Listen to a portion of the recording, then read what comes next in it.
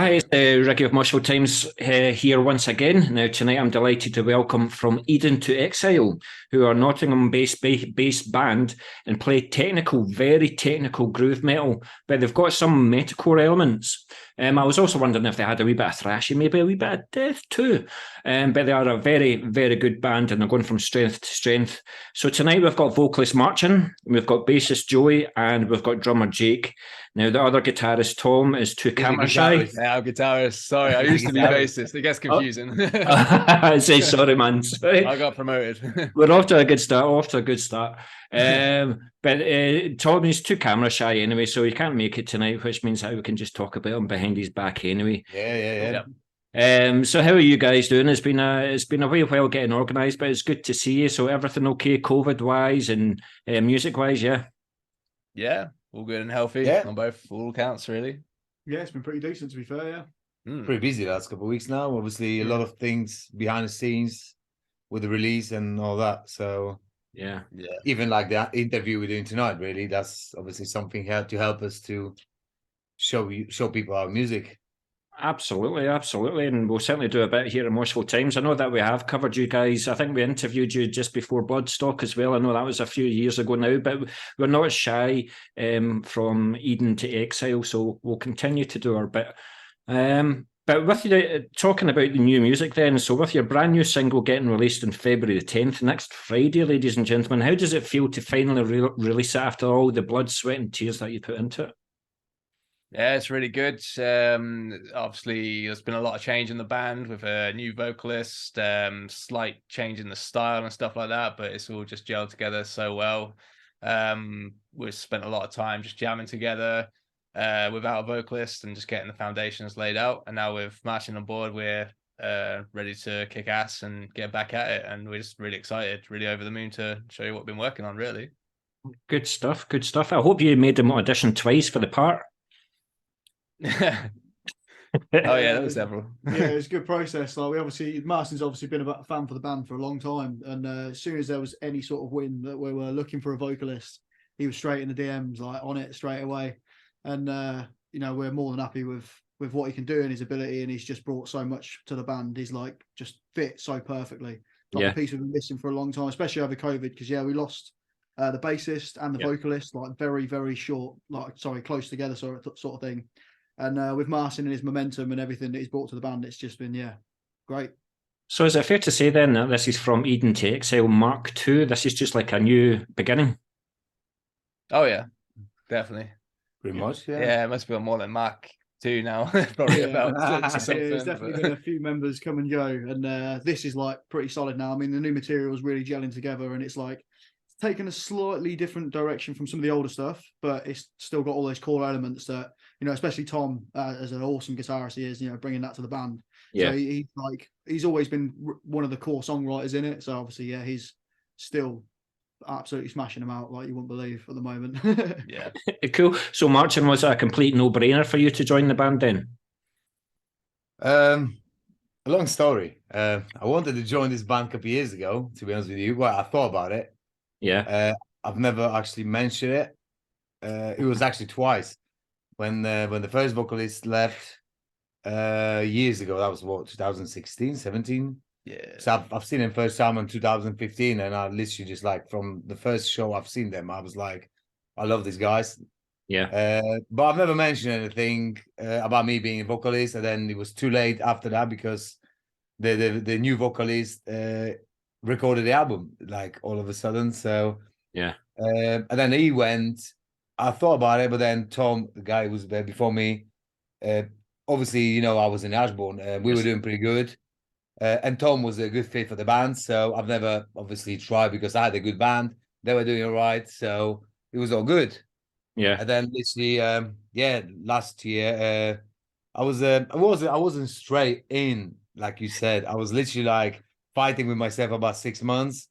Like talking to Tom, I was like, I might just come to your practice. Then 2 weeks later, I said, no, I'm all right. I'll stay with the Ashbourne. And then, I just had to make a decision, really. I knew I'm not going to be carrying on with the two bands because obviously I've got no time for it. And I want to like kind of give everything to one band. So the guys in Ashbourne knew like straight away I'm going to be leaving, but I didn't left like just straight away. I've still played some shows with them. I said to them to find another vocalist, get ready, while I was getting ready with this lot. Yeah. And then the plan was not to play any shows until after the summer last year.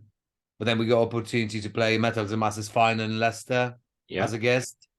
So like Joey mentioned earlier, they were literally practicing all the time. So when I joined the band was solid. You know what I mean? All I had to do was just to get lyrics properly. I knew the songs because I was listening to this band. Yeah. So so we played Metals and Masters Leicester, and then we just went playing shows really. Not many in summertime because it's summertime. Yeah. But, yeah. I'm just wondering if I've actually sent you my questions, because you've answered bloody half of them there in the first 2 minutes.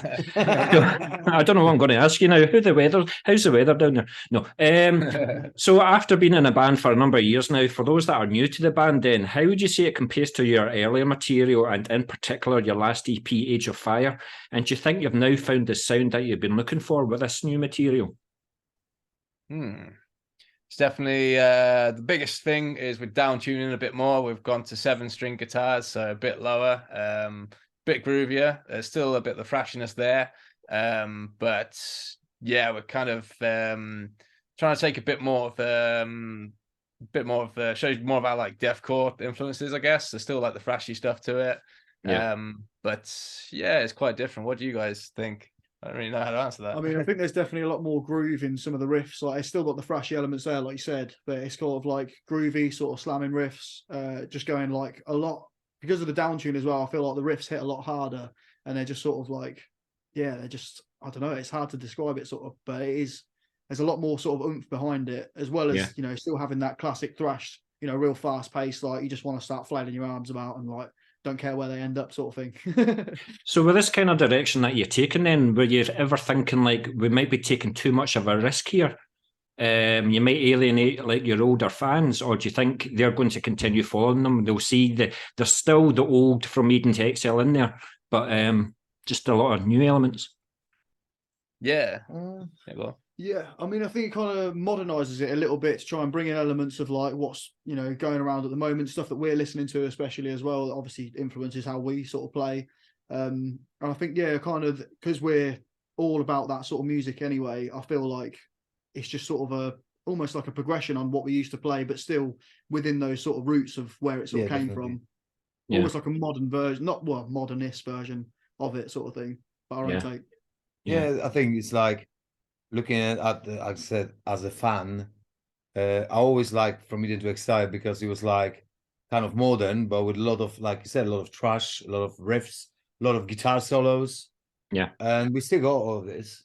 So there's a little bit more meat, a little bit more like, groovy, I don't know, riffs. But the guitar solos are still there. The fast bits are still there.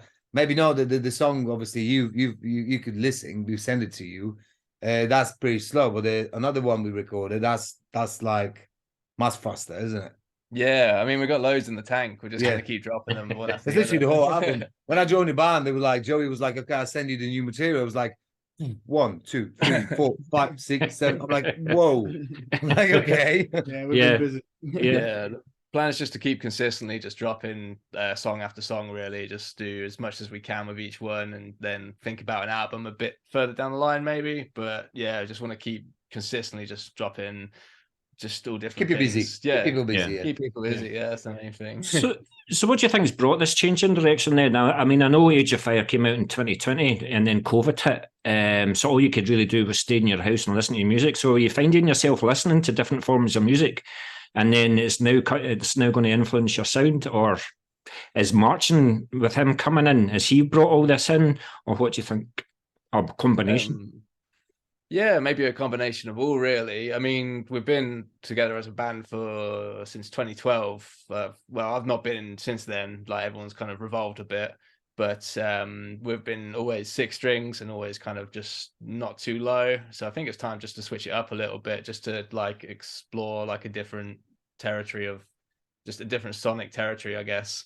And then it just kind of came from that, really. Just wanted to switch things up naturally because we've done an album on 6 strings and an EP on 6 strings, and yeah, we just got curious. We messed around a little bit, and yeah, we liked it. We like sticking it low and slow sometimes. Just the way That's again, it. way it went, really. You're just showing off going to 7 strings now. You just wanted to show off.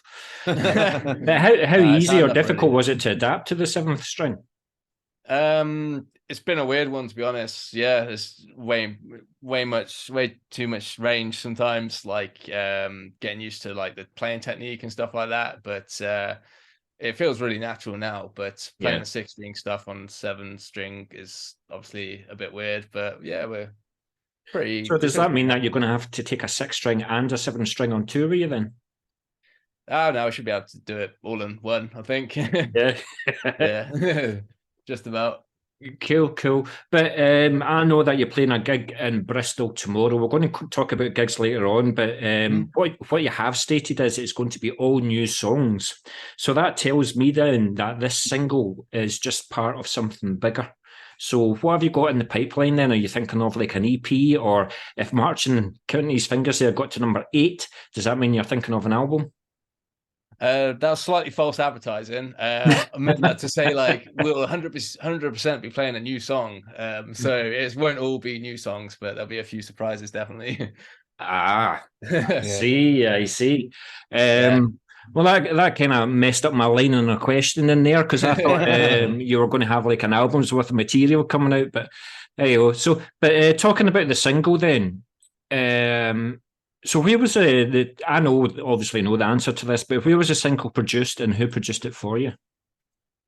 So I know you want to. I can tell. We went to Mr. Stu McKay. Hello, Stu. Hi, Stu. He's Hi, gonna Stu. watch this. I'll make sure he's watching it. That's in Studio 6, just outside of Swindon. Yeah. We had a few studios we were going for. Really, shortlist was what, 3? Yeah, we had a 3 on the shortlist. 3 on the shortlist. He was pretty good with replying and all that, so we went for him. He's been working with like Discarnate, Harbinger, Motherlands. Yeah, Ingested. Yeah, Ingested. So yeah. That's good CV. Yeah. So yeah, we went there obviously to record. We didn't plan to get the songs mastered by Mr. Fredrik Nordstrom in Sweden. That's something that when I did the vocals on the last day, the Stu actually called us to have a chat, and he said he knows Fredrik pretty good. He's like a top league, obviously producer in Europe. He's working like with the Bring Me the Horizon architects, and he said he reckons that the Stu said that the stuff we recorded is pretty good, and we could benefit from obviously working with the Fredrik, so he can recommend us to him. Absolutely. So yeah, we said yeah, of course. Obviously, he's a big someone big. So yeah, that's how it happens. Well, my very next question was, it's also a massive coup to get the caliber of Fredrik Nordstrom to master the single for you. So you've just answered that. But absolutely massive coup, and you've just told me how it's came about. So, I mean, that's something to clearly advertise and things. I mean, I remember he's played in all sorts of bands like Opeth and stuff like that, way back in the day. So he's certainly got some pedigree. I think he's got his own band as well.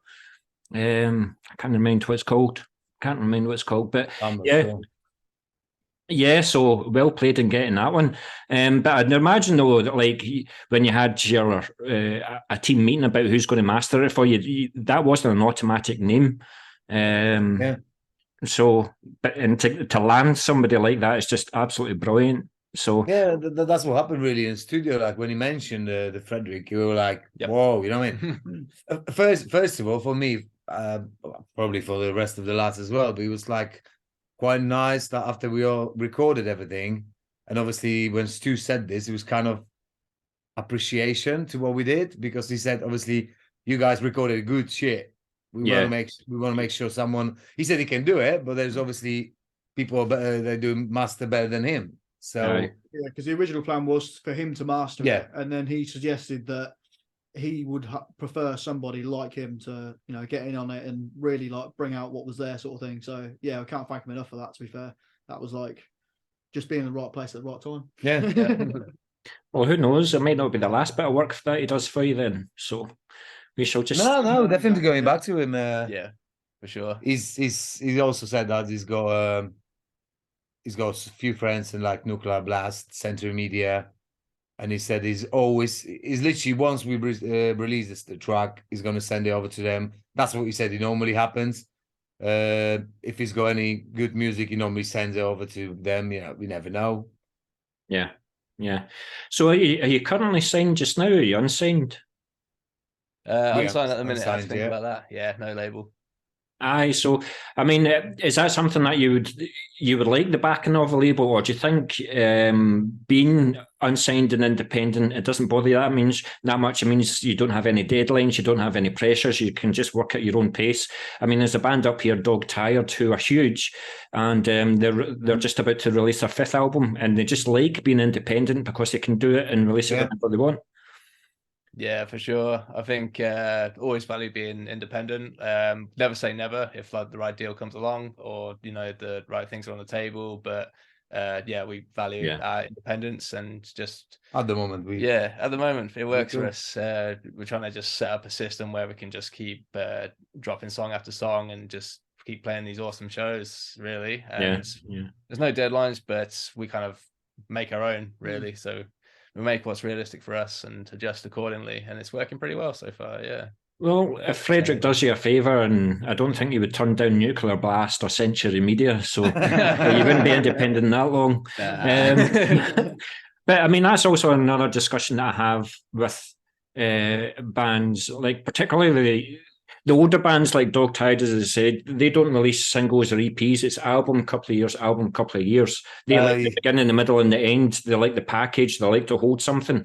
Whereas the younger generation just like to do single, couple of months single, and constantly keep the name of the band out there. You just don't know what's the best option, Yeah, I was going to say, kind of like we were discussing this so many times, and then we kind of, it's nice to have an album, but then it might sound a bit weird, but I realize I think a lot of people just don't really care about it anymore. There's a lot of good bands. Yeah. If you go on their Spotify, there's no single album they recorded. There's literally single. Like you said, the color was a waterfall release or something. Yeah. So literally, like you said, you're dropping every 2-3 months a new single. Yeah. So obviously with the Spotify, years ago it was a problem, but with the Spotify, you can just add the song to your playlist. You can do whatever you want really with it.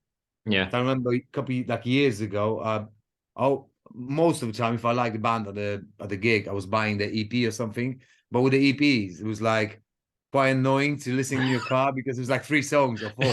Yeah. And there's like 15 minutes. I've just heard this one. That one was just already. But now, obviously, there's not many cars actually with a CD slot. Very true. Very true. Well, I still got one. I've still got one. I still got both my cars. My car's like 30 years so old. I mean, for us, like you said, we're going to do like a waterfall release. We've already got like a few songs, well, quite a considerable amount of songs, sort of written, not like 100% finished, with things like vocalists and obviously finalised for like all the extra stuff we put on it. But yeah, the idea would just be to just release stuff consistently. So we've got a lot of activity online, especially this year. Yeah, and this year just want to come back into it. And then once we get so far along and we've got all the tracks recorded, then we will drop it as one album. It'll be like a big thing where there is like an album for it, because I want to sort of compile it all into one solid piece of artwork at the end of it, and have artwork to represent it, and little booklets and all that sort of thing as like a chapter to be like that's that, and then move on to the next one sort of thing. Yeah. So definitely still going to do albums, 100%. Yeah, it's all about keeping people's attention, really, and it's it's the best way to do it. These electronic artists are dropping new tracks like every 6 weeks. You're competing against everything, not just music, just whatever videos are on TikTok or Instagram when you're scrolling through. So we're trying to shift our focus just to being fresher and just having more content more often, and just trying to see what avenues we can do just to keep that rolling. Just more short film content, just more playthroughs talking about the music, just things like that. We just really want to get our teeth into that and just take that approach, because I think before we did take the album approach and the EP approach, and while it's good, it's quite hard to put that much money and time and investment in an album, just have it drop and then it's out there, and then kind of it becomes what next. Whereas I think the waterfall strategy is a good way to do it, because you can just keep things fresh, and any new ideas that you come up with along the way busy. keep you busy. Yeah. It just feels like there's stuff happening all the time. So Yeah. Gonna try and get that rolling, and yeah, really excited for it. Well, two things. First of all, I don't want any fisticuffs during this interview. I don't want the band breaking up live on Are air. they not behaving? No, no, Yeah, no, tight, you know, tight. punching each other there. But also, second, I think people's attention spans when it comes to things like Spotify, because as you rightly say, there's like 1,000,001 band. I mean, you can make songs in your own bedroom now and release them from your own bedroom.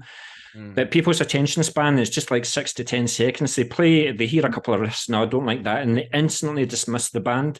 So Yeah.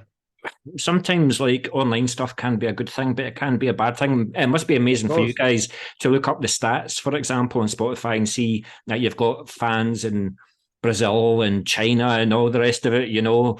You wouldn't have known that 20, 30 years ago, but yeah, it does have its drawbacks as well, I think. I think it's like with everything with the internet, really.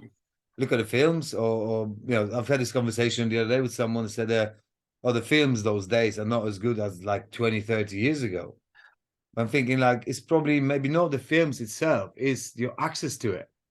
You know, you go to Netflix, you got a couple thousand films. You can go to YouTube and you go films. When you used to, you had like one cassette, or you know, you were going to you could borrow one from your friend, and that's it. That's you for the Friday evening. You know what I mean? Yeah. One film. The same with the music. You know, I remember when I was a kid, like buying cassette. Yes. It was like even if it was shit, you still listening to it because I couldn't afford to buy 10 a week. I was probably, got some money from my parents or whatever, my mum. And then you just buy one cassette. So, I don't know, Metallica or whatever. And then you're listening to it. Even if it's not good, you're still liking to it because until you get money for another one, unless you're obviously listening to older ones. But now, like you said, I've got myself doing exactly the same thing what you just said. Yeah. Literally, I play a song sometimes. There's a couple seconds, and I just skip it. Sometimes, seriously. And I'm thinking, why? So now I've changed it a little bit, and I'll skip it to halfway through. Yeah. All I need is a vocal. Okay, if I can hear the vocal, if I like it, I can listen to the rest of the song. But I know it's shit, but people do it. We all do it. A couple of things. Like I remember just back in the day, you would have the adverts, and you would send like £1 in an envelope, and then a few days later you get a cassette, and you would listen to it, and you go, don't know if I like it, like you say. But then because you've paid for it and you've invested in it, you listen to it again, and give it a fair chance, and then you form your opinion. You start liking. Yeah. But as you can see behind me, you know that I do my radio show on a Thursday night, and we get so much stuff sent to us. And the riffs and the drums could be absolutely brilliant. And then the vocalist comes in, you're like, what the like, do you not listen to yourselves before you send it? you know? But yeah, absolutely. That's actually my trivia question at the end, just disappeared because we talked about it for the last 5 minutes, so I don't need to ask that anymore. But we're going to go back to your single Reason to Hate. You guys are not shy on releasing music videos. So will you be releasing a music video to coincide with a single? And yes. Yeah. So what can you tell us about the video? Where was it done? Who recorded it for you? We actually did it in the room that we rehearse in, because we were just at the time, we're just trying to find like a location to do it. And this kind of worked quite well. I mean, we sort of struggled with some of the backdrops and things like that, but we made it work quite well actually.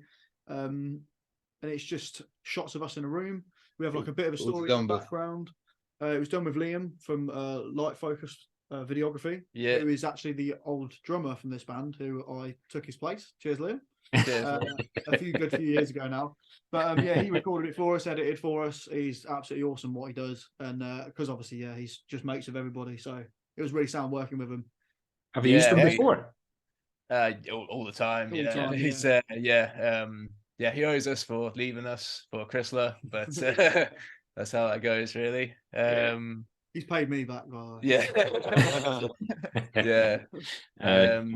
But I hope there's no close-up shots of marching in it, though. He's fucking fit, isn't he? He goes to the gym, that boy, doesn't he? Is that me? No, I've never been. Cool. So I look forward to seeing I look forward to seeing how the video goes. But also, talking about the visual side of the album, then. is there somebody in the band that does have the visual ideas for like videos for what they want? Okay, this was done in the studio, but you've done other things before. Is there somebody in the band that just says, right, this is what I think we should do with this song, and everybody just goes, yeah, absolutely spot on?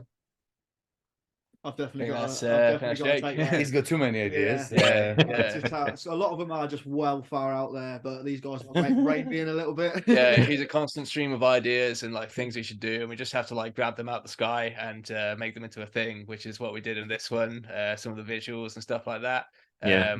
Like going back to the video slightly was you'll see there's like a teaser just dropped about an hour ago. Just shows a bit more about what's going to happen in it. We just got a load of our friends involved, a big crowd of people, and yeah, a lot of I think like in the old situations, it's literally whoever's got a good idea, we just yeah. Yeah. Yeah, at the same time, I mean, these guys have got So absolutely. we had fantastic really ideas as very well, similar idea about this video, innit? we Yeah. pretty much. So- I mean, this idea, the video, we kind of come a bit together. I sort of Yeah. like a loose idea, and then you're suggesting stuff, and it was like, yeah, like, That's literally, exactly like, exactly what we're going to do for Yeah. it, and it just sort of like bounced off. Like, actually worked really well on it, to be fair. Yeah. Yeah, we'll Like, come really together. well, yeah. Good. But again, talking about the visual side of the album, the cover itself for the single, who designed that for you? That's actually a picture, isn't it? Yeah, that's actually Yeah. still from the video shoot. We decided to go with that just because There's yeah, one of us thought it behind the was mask. Yeah, there is. Yeah, But it kind of represents the video of like what the video, what the hidden story of the video is about. It's not really that hidden, but if you watch it, when you watch it, you kind of see it. But yeah, we kind of like we needed one that was half on the day, so kind of whipped it together, a bit of masking tape on there, sprayed it all up, and actually like That works turned out really pretty well. well. It's just one of them things that kind of like we didn't put too much into it, and I think what came out of it was like a lot more than what I expected. Yeah. And yeah, it was just sort of like as soon as we saw it, we were like, yeah, that's definitely got to be what Right. at least single type is anyway. Mm. So you had spent all the budget on the video, but you needed masking tape. That was the Yeah, that's it. Yeah. cool. One thing we missed. So how was the song, and particularly the music that the band played in, but how was the song constructed for the single? I mean, are there the main songwriters to the songs, or is From Eden to Exile a band where all members contribute? So it usually just goes, Tom is our main songwriter. He's the guy who's just always been the one. Like I contribute a few songs here and there, but he's like always the reliable one to always have like the craziest stuff and just the best ideas. So what he'll do is usually just make a demo on his computer, send it out to all of us. Then we'll make a click track to it and basically just go from there. And it's just kind of paint by numbers with just like drum fills and vocals are usually like the very last thing to happen. But yeah, mainly we just go with like a finished demo. We kind of revise bits that we want to chop and change and just go from there. We don't really jam in the practice room too much or anything like that. I just find too much gets lost, and we like to just have a bit of structure to things, I think, and it kind of works really well the way it goes like that. Just I think you can have too many chefs sometimes and too many people like everyone has their ideas and 2 cents to put in, and I think you've just got to have trust in the main songwriter a lot of the time just to keep things moving really, while still being open to minor changes here and there. But we don't usually deviate too much from the original idea really, which is what happened in this one. So is Tom the type of guy that would send you a riff at 4 o'clock in the morning saying this is my best riff I've ever fucking written, by the way? Is that him? I absolutely love it when he does that sort of Yeah, stuff. he does. He won't build up to it. He'll just drop a link in the chat and just be like, "Oh, it's a new song." He's like, it's like the whole thing's like. I have to get to my car. Yeah, it's like Christmas every time he does it. Yeah. He does it. Yeah. He goes in stages. He'll have a few months of resting, and he'll come back into it and just keep dropping these bangers. It's awesome. Yeah, cool. Lucky to have him. Cool. Thanks very much for that. But also, how do you go about, like, you're talking about chopping and changing and things, like, how do you negotiate? I mean, there's 4 of you, obviously, and you've all came from different backgrounds. You've all got your different tastes in musics. How do you negotiate what goes out and what stays in a song?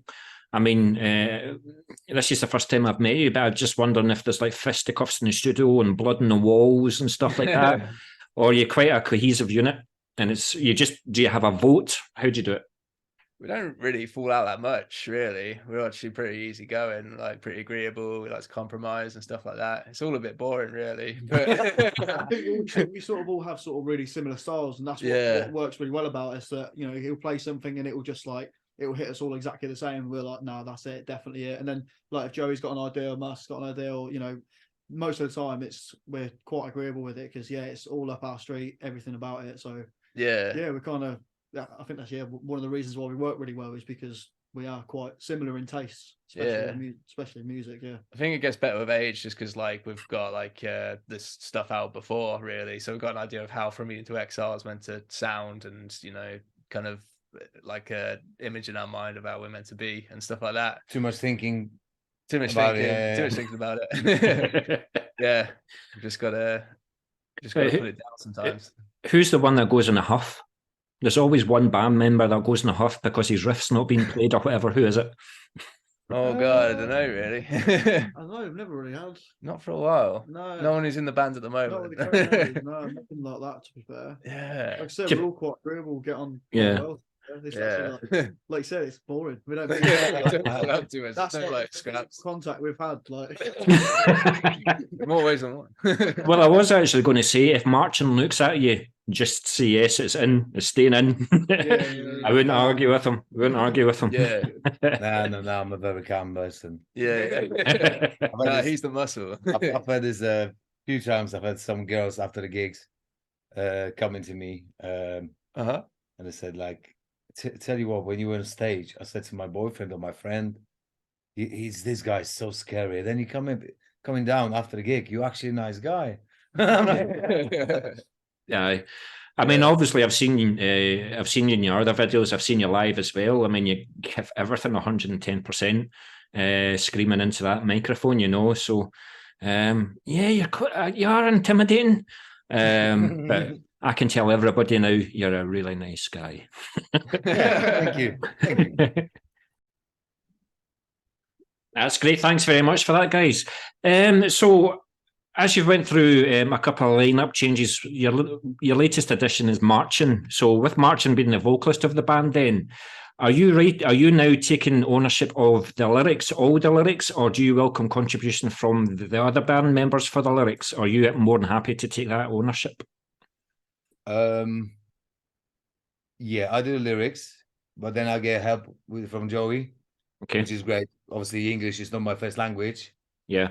So, like what we did with the tracks we recorded already, I did lyrics. I came over, got a coffee. We sat down, with literally go like verses by verses. Yeah, that doesn't sound like right. Maybe that one would sound better if you use this one. Obviously, everything needs to fit into my vocal. So the vocal, I don't do lyrics before the music. So I used to do it, and it's just quite weird, like trying to fit those words. You loses the dynamic of the song. Yeah. So I do vocals like without any words. I just try and random words first. Once the dynamic is there, I feel this is it. Then I start doing the lyrics. Yeah. But yeah, Joey was helping me, which is a good thing. So probably, I said to the lads when I joined, I said, if any of you want to do lyrics, I'm more than happy. Yeah. Even if Jake, for example, will come up one day, say this is the lyric for this song, I'm happy. As soon as it fits into the vocals I want to put in there. He's quite lazy, guys. He's quite happy for you guys to do all the work for him. Yeah. But Marcin, are you the type of vocalist, like have you always got like a bit of paper and a pen on you, and you see something in the street or something like that, you take a wee note and you write about it later? Or do you watch TVs, documentaries and all the rest of it? Do you read books about specific subjects? What type of, where do you get your inspiration from? Most of it is literally as my main job. I drive a lot and I'm thinking a lot. So keep your eyes on the road. I do, yeah, but you got to think about something. Yeah, it's literally a bit of everything, but most of the time it's just something that worries me, or most of the time it's just something that I'm not happy about. There's a lot of things going about today that a lot of people are not happy about, so it's quite weird, because I've got a few lyrics, especially in my previous band, Ashbourne, and they're very personal. For for people actually reading lyrics, you won't know actually they're very personal, but they are very personal. And Yeah. sometimes I thought I can't go that deep into like myself. Maybe it might just be a little bit boring. But then again, someone said to me, nobody knows it's about you. You know what I mean? It's like people can read your lyrics in different ways, really. Absolutely. But yeah, I would say this is most of something that worries me, and yeah, I want to tell people to change things. I'm not gonna go about, I don't know. I don't like politics. I don't like writing about politics, but there's actually quite a lot of politics in my lyrics, which is weird. Because yeah, we always not happy about politicians. So there's something, but yeah, there's no one subject I want to write about. No. Yeah. And also because you've mentioned Ashbourne a couple of times, you had a particular vocal style in that band. Have you adapted it in any way from Eden to Exile? Or have you kept your vocal style the exact same?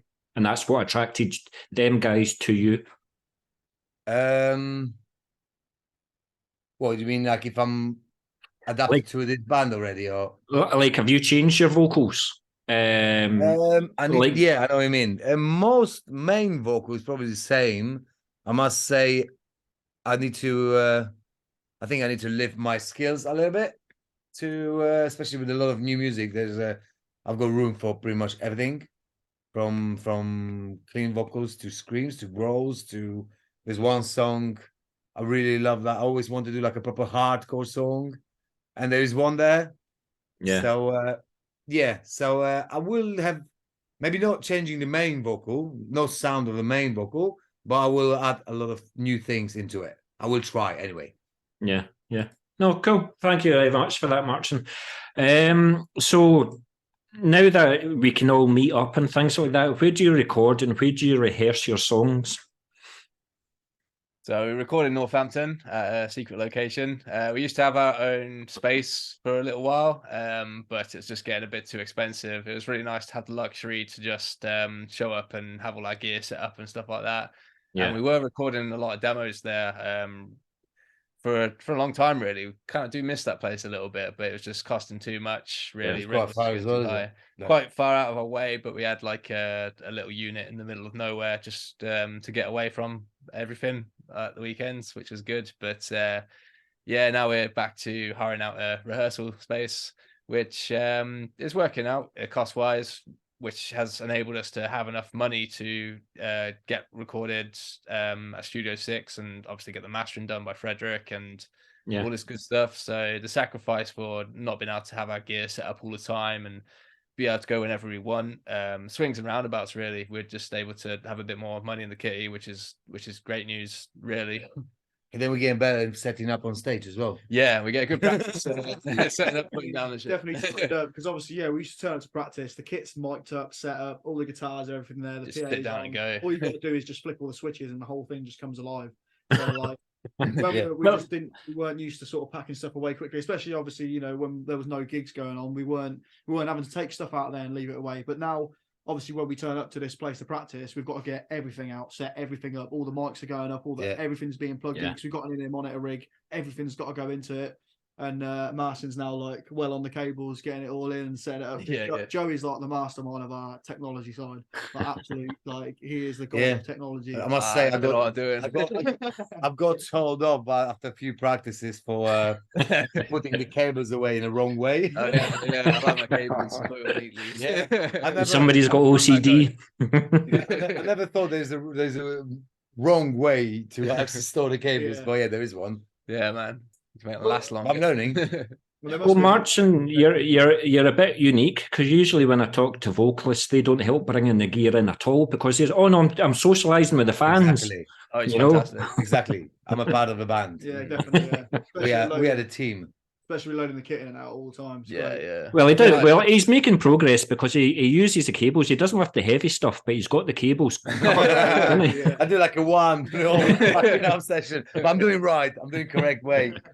No, I must say we there is for example, what I was doing like even not in the Ashbourne, the previous band, there was this argument. Oh, can you help? But I realize he always works the best if I'm by the merch stand straight Yeah. away after the show. Always say just go straight to Oh, the yeah. merch. Literally, just Because go. obviously most people will remember the vocalist. Yeah. So yeah, that's the one we normally do after the gigs.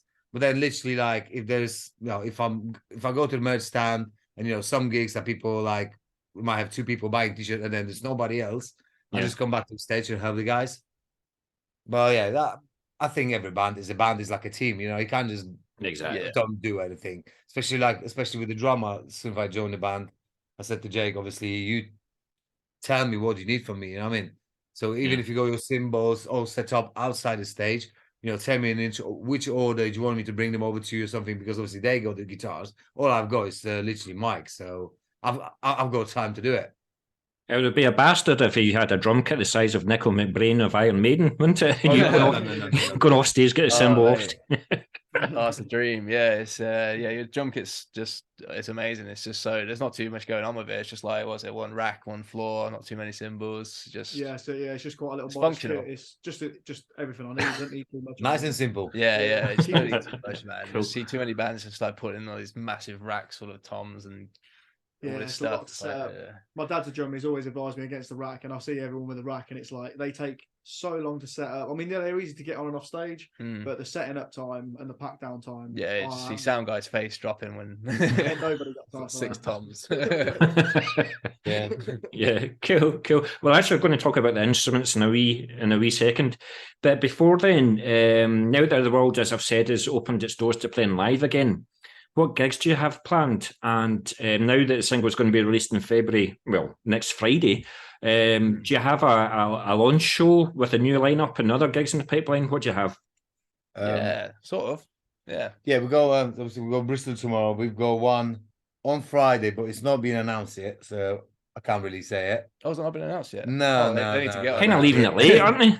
It is, but yeah, I think. Yeah, by the time this goes out, hopefully it'll be released. Hopefully be tomorrow or day after. But it's a local gig for us. Yes. Okay. It's not in Northampton, but it's local to Northampton. Yeah. Then we've got next Sunday we've got London. That's the Metal to Masters not final. One of the heats. Yeah. Heat 8. Yeah. Gets for that. So that's the Camden, the Death, Devonshire. And then we actually March we doing a video for another track. Oh yeah. So that's the plan for the March. Then I'm away in April for nearly 3 weeks. And then I'm back and then we're playing in Nottingham. Playing that charity thing, Doctalica. Yeah, I thought that's okay. I thought that's a different month. No, that's the end of April. That's all good. Yeah. And then literally I'm working weekends in May, unless it's something like we got offered, but I'm start working on June. Okay. Because I do some weekends, so I'm normally go ahead of the promoters and then send them the dates and book us whenever I'm free, whenever I'm off. Yeah. Which is easier. Obviously, there's some shows you can't turn it down, really. If you got offered something. And then there's a few booked in for the obviously summertime. We're not playing unless one of the big festivals will call us. So that we're free anyway, and we on form all the time. So even if someone drops down day before the slot, ring us, we'll be there anyway. Yeah. We're packed. We don't have to practice like before gig. No, we can do 3 o'clock in the morning. We're ready. Yeah. Yeah. So and then there's a few after this summer, but they're not announced yet, so we can't do it with these ones now. Mm-hmm. To be honest with you, I was waiting, was booking some of these shows, but mostly I was waiting for actually having new music. Yeah. Especially with some people there's some promoters you don't really want to. If you want to send them message, you want to make sure that's something when they're going to open it, going to listen to it, goes, wow. I didn't want to send the music from 3 years ago, said, especially without myself. Yeah. I said, this is our music. And he'd be like, oh, released 2019. Okay. Yeah, this vocalist look different than no, it's not the same. You know what I mean? Yeah. So yeah, it was like, that's what kind of, I was pushing quite a lot as well to get that music released as soon as possible. Because one of the reasons is this, really. So especially have something to go out there with and say, we've been busy, we've still got new stuff, it's still staying fresh. And then you're gonna have a new music. Yeah, let's be honest. Yeah. Sounds like you'll play anywhere, anytime, any place. You don't care. So, well, I wish you the best of luck to it. And as we discussed off air, I'll look forward to you getting north of the border. That is, if we let you in. Yeah. We are open to bribes. But yeah, so it'll be interesting to see if they can make it up this way during the summer or towards the end of the year or whatever like that. So I'll definitely be there, definitely make it. So looking forward to seeing you guys. But there was a question that I forgot to ask. Is there anything about the way that you recorded the single that you did differently than the material before that you will now take going forward? Do you think? That's up to you guys. I mean, I definitely learned a lot from Stu, just general, like, you know, placement of symbols and things like that, like the way he does it, and just You smashed sort it. of like, yeah, I mean, little... He went recording it. Like, we were sitting outside and literally set up his kit. Stu said, okay, can you just have a like run through the whole song just to warm up? And he went through the whole song. Yep. He came back and Stu was like, to be honest with you, that could be it. That could be that's it. Yeah. Yeah. So yeah, but yeah, I learned a lot from him, just like the way he positions stuff around the room and what he's sort of going for. And he showed us loads of examples of like why he does that sort of thing. And that's definitely something I'm like, some of the stuff he said to me, I'm never going to forget, sort of thing, because it's like one of the best experiences I've had in the studio with somebody working, like, you know, being that involved in what's going on, because he's a drummer himself as well. So like, you know, we're talking drums, which is, you know, the best. Yeah. He's just mega enthusiastic. He's just mega into it. Like, from the moment we emailed him, he'd like message back in like 10-15 minutes, and I was just like, yeah, this guy is really on it. And it's just a really good experience all around. And to be honest, yeah, this is the whole thing was a completely different experience, really, because we went with a different producer. We went with Neil Hudson previously. And we just decided just to try it with someone else, you know what I mean, just to see how it flows, really. Yeah. And yeah, it's gone pretty good. Never say never to going back to Neil, of course, but yeah, it's been great. New experience. The new experience, and yeah, it just flowed really nicely, and we'll definitely be going back to Studio 6 again. And it got you contacts with Frederick as well. So yeah, exactly. That's insane. Absolutely. Yeah. Absolutely. I think I'm more or less. I have actually. I've really only got the one last question for you, and that's for you to tell us like the instruments that you used, the make and model of the instrument that you used in the recording of the single. Then, so let's hear the drums first. Then, so what's the make and models of the drums? Oh damn! So I'm well into. Is this going to be another 40-minute video that I'm going to have to do? Yeah, cut this out. No. So I use a Premier Cabaret kit, which is my dad's old studio kit. It's just got like a really nice Evans drum kit on it. It's got like, the one with the foam on it, so it just like punches like mad. And then my snare is actually it's a custom snare that I got made. It's got his name on it. Yeah, it's actually got my name on it. But it's a company. Is that to remind yourself what your name is? Yeah, well, also I won't lose it ever as well because it's got my name. But no, it's a company in Sweden, and they're it's only a very small company, but it's made out of like a composite wood, so it's not like plywood or metal or anything like that. So it's got a real solid sound to it. But that's like the best bit of the kit. But otherwise, I use Sabian cymbals. At the moment, I've got HHX, groove hats, groove ride, and then just like two dark 17 and 19 crashes. And I usually just use Primark sticks because they're the best in Evans heads. What size of sticks do you use? Are they like tree trunks? 5A all day long. Yeah. Yeah. See how you've changed the sound of the band musically? Did you have to change the sound of the snare? Was it quite tricky to change to a sound that you were happy with? I've kind of always had like a personal preference in how the snare sounds. So I've kind of kept that as like, I decided my snare's going to sound like this, and that's just what I sort of stuck with. I mean, I've always loved like a steel snare, like that whole like Chris Adler's obviously made out of walnut, but that real sort of high pitch. But I've never really liked that sort of wooden snares. I've always liked steel snares just because they've always been a bit more higher. Yeah. Whereas this one, because of the kind of material it's made out of, it has the depth of a wooden snare, plus it has that high crack that you get only from metal. So this kind of like, I actually went to the London Drum Show a good few years ago. And they have like a 15-minute loud time in the hour where everyone just can beat the crap out of the drums because obviously it's loud as hell for that 15 minutes. Oh my God. And we smacked the snare and it sounded like it just like zapped the sound out the whole room because it was just like, it sounds like a gunshot. And it is Wow. literally like Chris Adler Eat Your Heart Out, but my own little like version of it. Cool. Thanks very much for that. Thanks very much. The guitar then, you mentioned it's a 7-string guitar, but what type of guitar is it then? Yeah, it's downstairs annoyingly, but it's a Jackson Soloist 7-string with Fishman pickups. That's about it really. Neck through, sanded neck, really nice. We just use that for everything, just the same guitar for everything. The amp was a 5150, I think. Yeah, or 6505, something like that. We just reamped it through that and an oversized Mesa cab. And yeah, it was super nice, great sound. We were going to go with Kempers originally, but kind of just weren't getting, it sounded a bit sterile and Stu wasn't really getting on with it too much. And then he showed us the 5150 and it was just like Nailed it. First listen, really. Bass was an Ibanez Sound Gear. Tom did all the bass parts because he's just because he did, really. He knows him better than I do.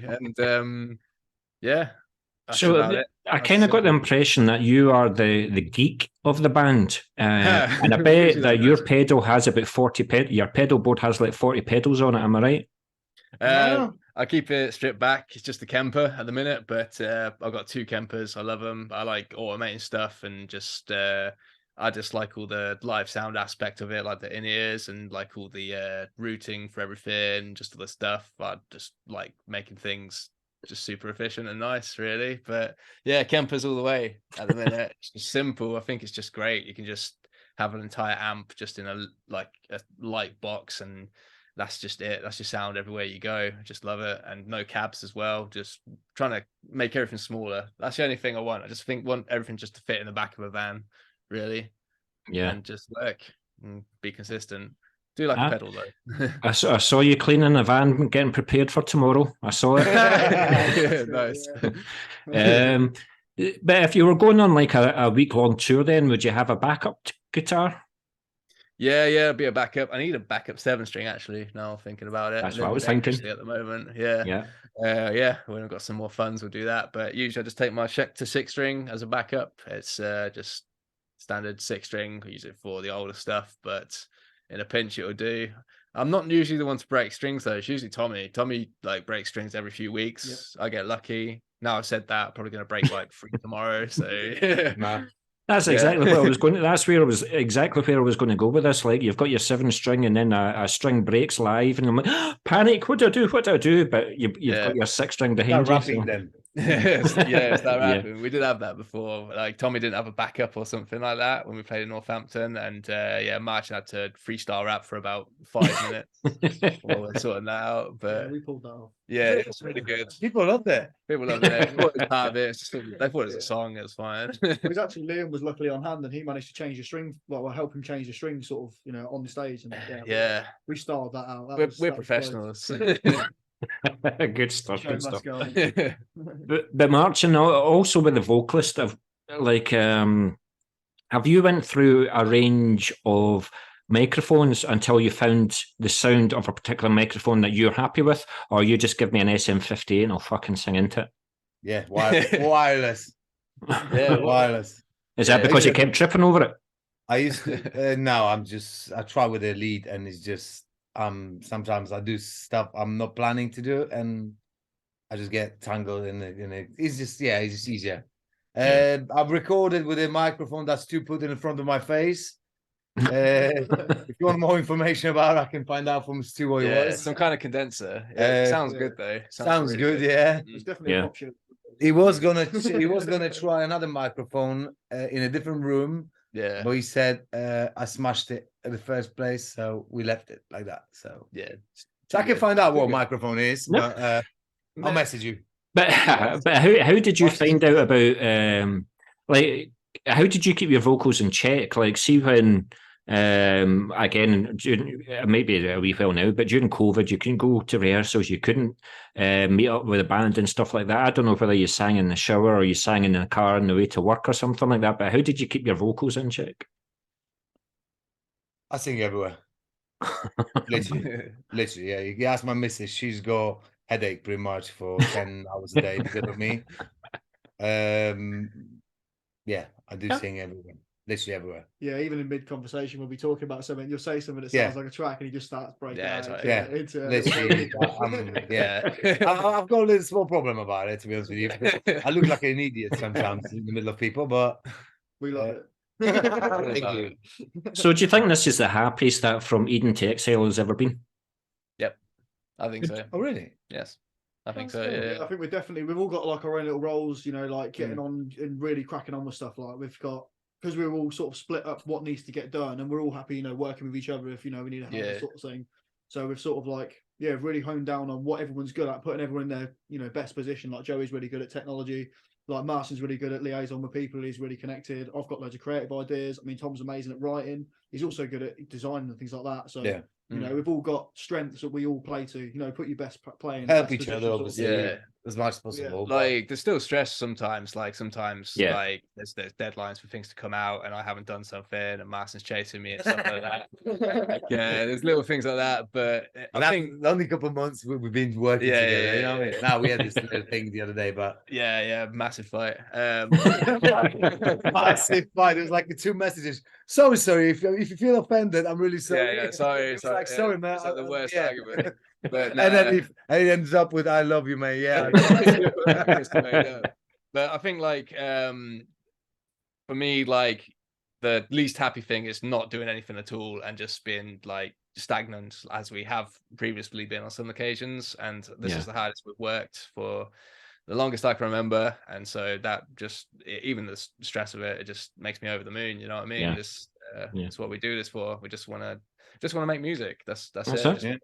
Just want things to happen. You've got Reason to Hate coming out next Friday. You've got another single already in the pipeline. And it sounds as if you've got more songs ready as well.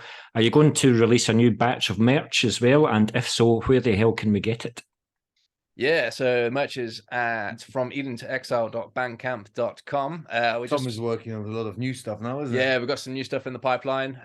Can't really say exactly what it is. We're tossing up some ideas. Had some like prototype images and stuff like that come across. Yeah. Just restocked the Pillars shirt, so we've got loads of those. So anyone, please come buy one because It's Bandcamp Friday as well, isn't it? So yes, perfect.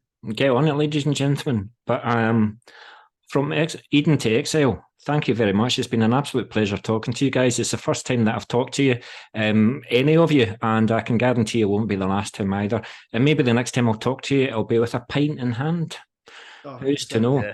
Who's to know? In real, without any technology between us. That's it. That's it. But yeah, I mean, we'll continue to do a bit in Moshville Radio. We'll put it onto a playlist as well. I'll play it next week in my show. It'll be released next Friday. We'll do a bit of Moshville Times to promote it. So keep in touch, guys, and we'll do a bit for you. Thanks so much, Ricky. Ricky, always a pleasure, mate. Thank you very much. Nice one. Thank you. No problem at all. No problem at all.